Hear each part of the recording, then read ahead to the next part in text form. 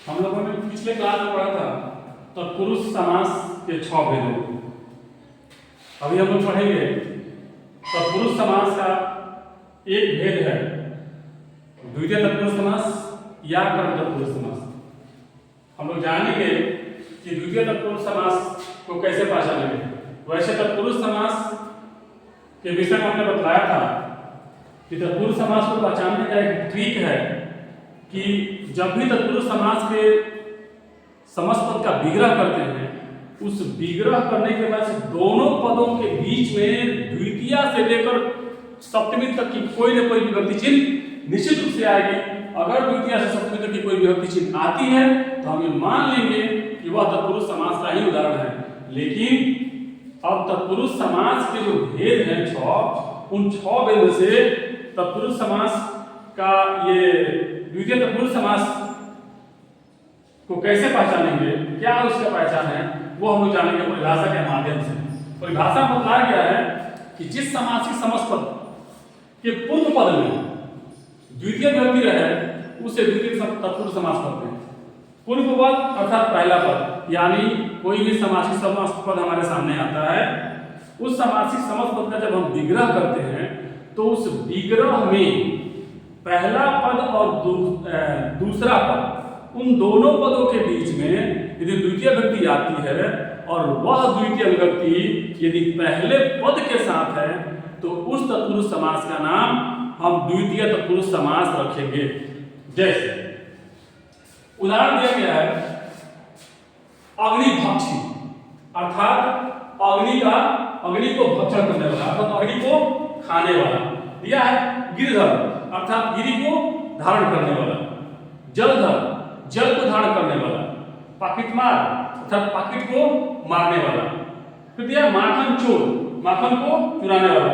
यहाँ हम देख रहे हैं कि जो भी पद है नोटो, उन दोनों पदों में जो पहला पद है उस पहले पद के साथ ही द्वितीय विभक्ति लगी हुई है। इसलिए आप कह सकते हैं कि यह जो उदाहरण है यह द्वितीय तत्पुरुष समास का उदाहरण है। ठीक उस प्रकार से कठफोड़वा, काठ को फोड़ने वाला। गगनचुंबी, गगन को चूमने वाला। कुंभकार, यदि कुंभ को बनाने वाला, कुंभ अर्थात घड़ा को बनाने वाला। गठकटा, गाठ को काटने वाला। मनोहर, मन को हरने वाला।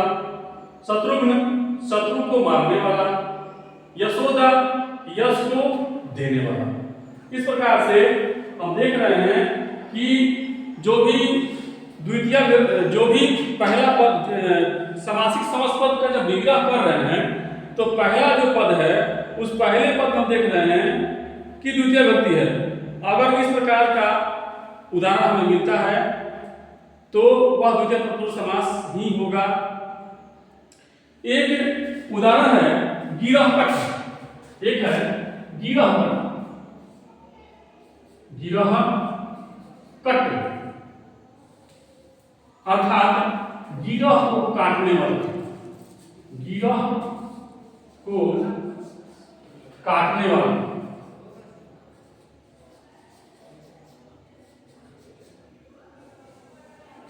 गिरह अर्थात होता है जैसे ये बांस है, यह बांस है।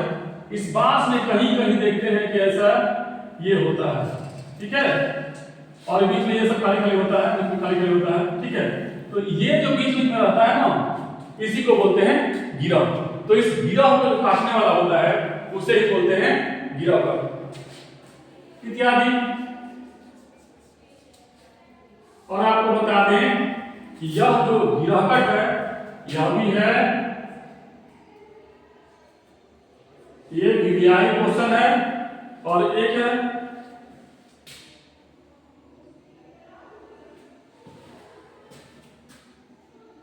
और भी है इसमें इंपॉर्टेंट जो है, हाँ एक यहाँ है गठकटा, ये भी है विधियाई, ठीक है। ये कॉम्पिटिटिव टाइप के जो एग्जाम होते हैं उन एग्जाम में इस प्रकार के शब्द पूछे जाते हैं। जो शब्द बहुत कम सुनाई पड़ते हैं, बहुत कम दिखाई पड़ते हैं, उन्हीं शब्दों को परीक्षाओं में पूछे जाते हैं। अब हम आशा करते हैं कि समझ गए होंगे।